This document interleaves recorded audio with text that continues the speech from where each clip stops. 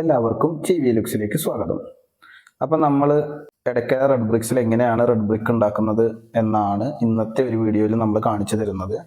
ഇതുപോലെ രണ്ട് മെഷീനാണ് അവിടെ ഉള്ളത്. അപ്പോൾ ഈ ഒരു രണ്ട് മെഷീന് ഏതൊക്കെ തരം കട്ടകൾ നിർമ്മിക്കാനാണെന്ന് ഞാൻ ഈ വീഡിയോയിലൂടെ പറഞ്ഞു തരുന്നുണ്ട്. അപ്പോൾ ആദ്യം നമുക്ക് ഇതുപോലെ റെഡ് ബ്രിക്ക് ഉണ്ടാക്കുന്ന കമ്പനികളിൽ ആദ്യം ചെയ്യുന്നത് എന്താണെന്ന് ചോദിച്ചു കഴിഞ്ഞാൽ, ഇതുപോലെ ഒരേ നിറത്തിലുള്ള മണ്ണ് അവർ സംഘടിപ്പിച്ച് വെക്കും.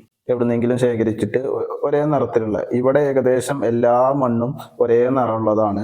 അപ്പൊ അതുകൊണ്ട് തന്നെ എല്ലാ കട്ടകളും ഒരേ നിറത്തിലുള്ളതായിരിക്കും. രണ്ട് കളറുള്ള മണ്ണുകളാണെന്നുണ്ടെങ്കിൽ, ട്രഡീഷണൽ വീടാണ് ഉദ്ദേശിക്കുന്നതെങ്കിൽ പല നിറത്തിലുള്ള കല്ലുകളായിരിക്കും വീട്ടിൽ കയറുക.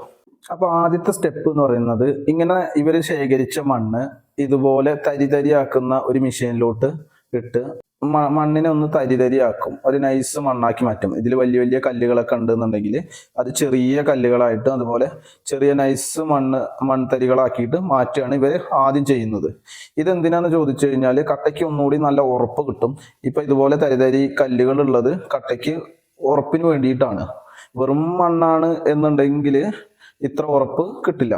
അപ്പൊ ആദ്യം ഇവർ ചെയ്യുന്ന പ്രവൃത്തി എന്ന് പറയുന്നത്, ഇതുപോലത്തെ ഒരു മെഷീനിലിട്ടിട്ട് ഇവർ കൊണ്ടുവന്ന മണ്ണിനെല്ലാം പറ്റ നൈസാക്കി മാറ്റും.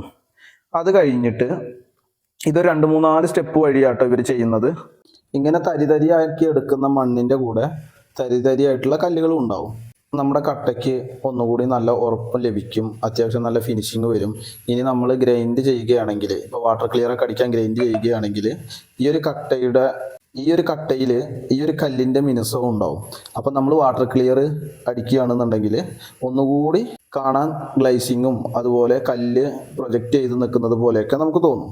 ഇങ്ങനെ ഇവർ എത്ര കല്ല് വേണോ അത്രയും മണ്ണ് ഇതുപോലെ തരിച്ചു കഴിഞ്ഞിട്ട് ഇതുപോലെ ഒരു ഗ്രൈൻഡിങ് മെഷീനിലോട്ട് ഒരു നിശ്ചിത അളവിൽ സിമെൻറ്റും ചേർത്ത് കുറച്ച് വെള്ളവും, ഇത് ഒരു പാകത്തിന് വെള്ളവും ചേർത്ത് ഇതുപോലെ നല്ലവണ്ണം മിക്സ് ചെയ്യും.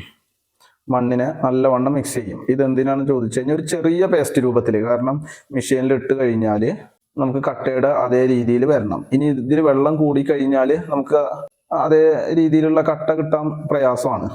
ഇതിൽ ഇവർ സിമെന്റ് ഇടുന്നുണ്ട് കേട്ടോ, ഒരു നിശ്ചിത അളവിൽ സിമെന്റ് ഇടും.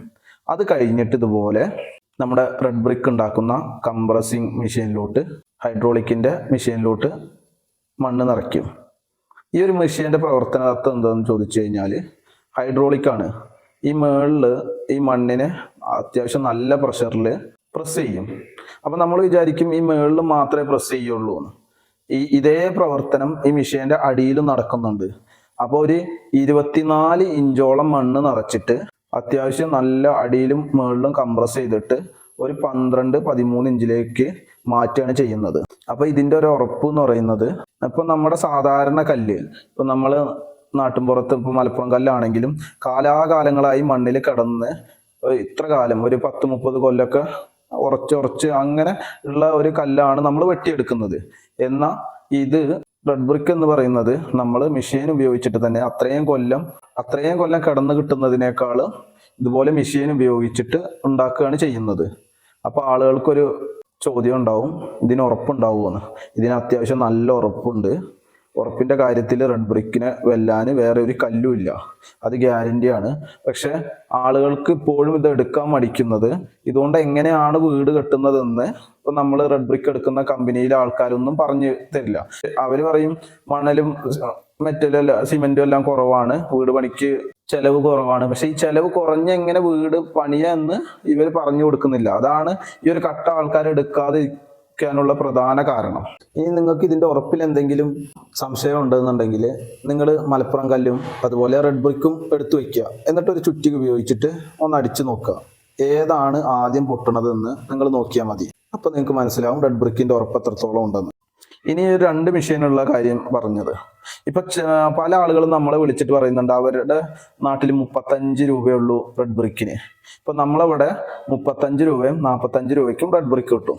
35 രൂപയ്ക്ക് കിട്ടുന്ന റെഡ് ബ്രിക്ക് 8-6-12 സൈസ് ആയിരിക്കും.